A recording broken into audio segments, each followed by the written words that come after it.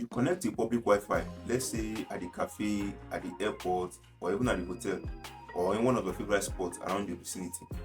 But boom, a hacker around the corner just grabbed your emails, grabbed your password, and even grabbed your banking information. No firewall, no mercy. This is something very common in the public space because a public Wi-Fi is just like a hacker's playground, where the hacker is just quietly waiting for someone to prey on, and you came along and give out your personal information just like that. And this is why it's very dangerous to carelessly access public Wi-Fi without knowing where it's coming from, without knowing who has hosted the Wi-Fi. And this is because you discovered it was a free Wi-Fi. So because of your curiosity and anxiety to take advantage of this free Wi-Fi, you became a victim instead. So in today's video, we'll be exposing the danger of free Wi-Fi. And I'll be showing you step by step how to protect yourself while using a free Wi-Fi like a pro. That being said, hi everyone, welcome to CyberProductive. On this channel, I give you tips, tricks and hacks on how to boost your productivity and as well remain secured online. And overall, where productivity meets protection. So if you want to be smarter, safer and sharper online, do well to hit the like button, hit the subscribe button and hit the notification bell icon so you don't miss out subsequent videos just like this one. So while you take those simple actions, and without further ado, let's go straight into the video.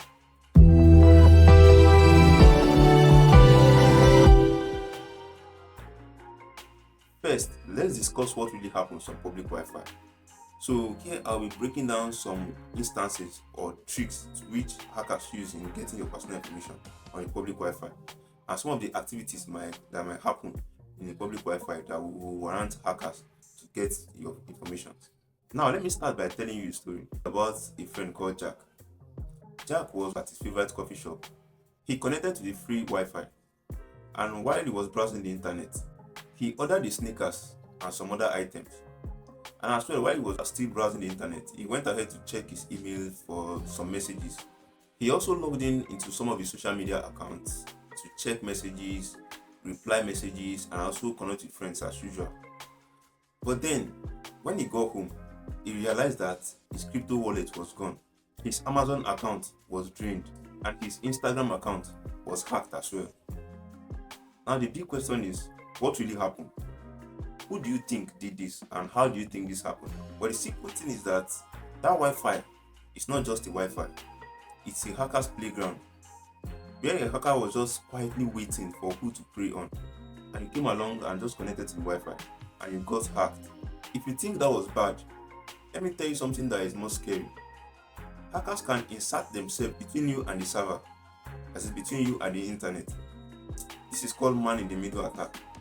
So virtually everything you are doing, they see it in real time. That is, if you are communicating with your Gmail, communicating on your social media, whatever you are typing, communicating with your banking app, they are seeing everything in real time. That is, they are having every record of everything you are doing. So basically, when you think you are talking to the internet or you are communicating with the internet, you are actually talking to them. That is, you are communicating with them without you even knowing.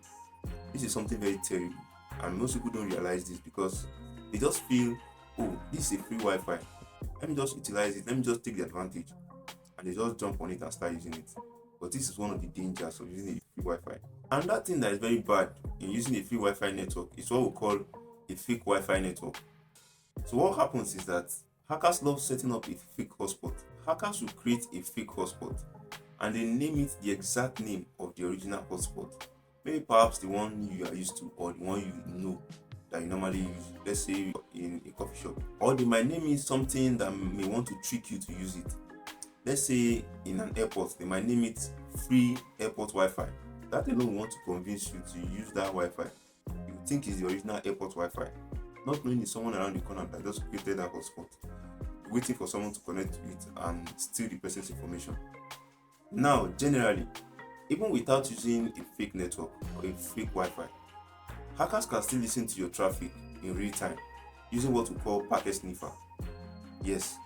Now, think of it like a digital eavesdropper. That is something that is used to eavesdrop on people's information in the digital space. That's exactly what it is. So generally, a packet sniffer is a digital eavesdropper that sees what websites you visit, what you are typing, what you are downloading, and everything you are literally doing online. That's exactly what it takes record of. and it takes record of these things in real time. That is exactly how you are making them, just like a mirror image of exactly what you are doing. So that's what it does.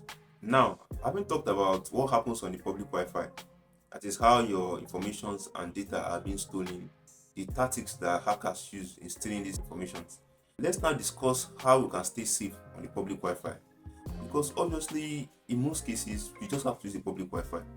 Sometimes it's always inevitable, but there are some tricks and tips that you need to implement to safely use the public Wi-Fi. And that's what we'll discuss now. First, let's start with the very first security measure, which is using a VPN. What's a VPN?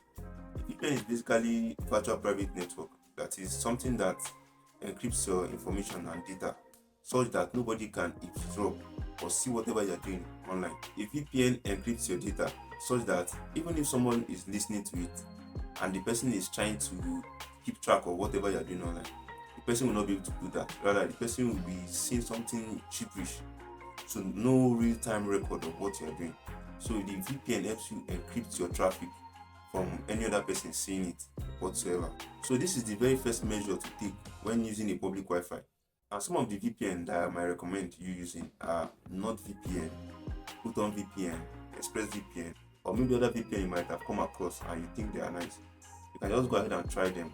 Although some of them are free, while others are paid. So you can go ahead and try whichever one that fits your need and you can go ahead and use it. Number 2 measure is to turn off auto connect to Wi-Fi. That is, turn off the access to automatically connect to Wi-Fi. Because your phone is always too friendly, most especially when you come across networks, both known and unknown. So just go ahead and turn it off so it does not automatically connect to any Wi-Fi. Because sometimes this Wi-Fi connection are always fake, but they will use the original name that you're used to. So make sure to turn it off so it does not trick your phone to automatically connect to it. So the third measure here is to use HTTPS everywhere. And this is a common feature used by most websites these days. And this is that little lock icon, that is a padlock icon that shows just before the URL of every website you visit. That's to show that your communication with the internet is encrypted, that it is secured.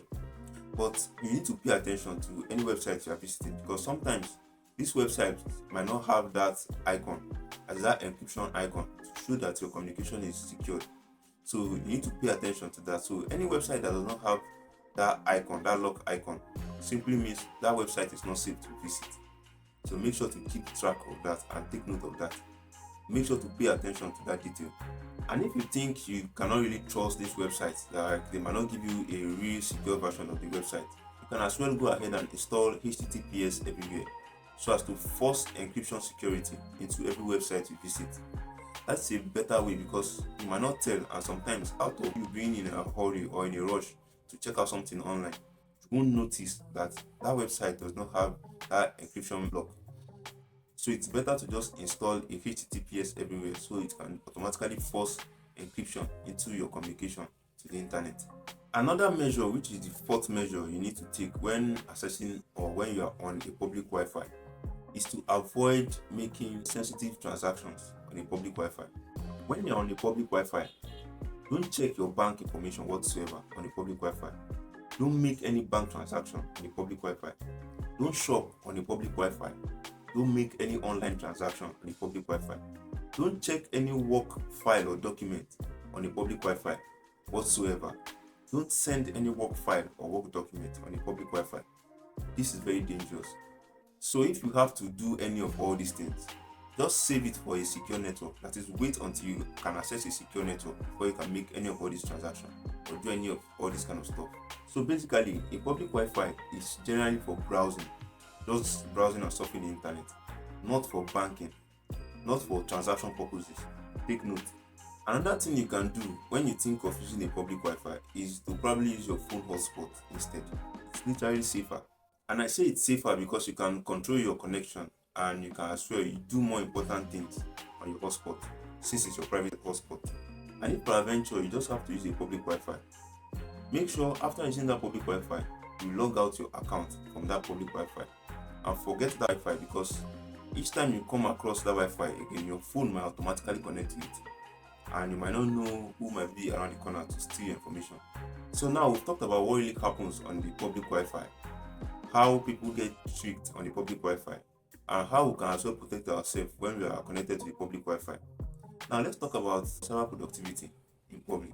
Your productivity is only as strong as your security, because if your account is under threat or your information are being stolen, that alone brings a lot of distraction. That will be a distracted mind, and a distracted mind at that point in time will lose focus. In fact, the person cannot even think straight, let alone becoming productive. So think smart, browse smart, stay 2 steps ahead. Hackers count on you being distracted. Yes, so we have to keep you focused and fortified, because they know when you are distracted, you automatically lose your guard. At that point, you can make so many mistakes, and they capitalize on your mistakes because those will be your weaknesses at that point. So they take advantage of those weaknesses and prey on you. So at this point, I will say, if this video has opened your eyes to think twice before hopping on the public Wi-Fi, just do well to smash that like button, smash that subscribe button, and hit that notification bell icon so you don't miss out subsequent videos like this one. And go down to the comment section and comment "secure me" if from henceforth you'll be using a VPN to connect to the public Wi-Fi. Once again, this is CyberProductive. Let's stay sharp, let's stay safe, and let's stay unstoppable. Thank you for staying to the end of the video. I'll see you in the next one. Cheers.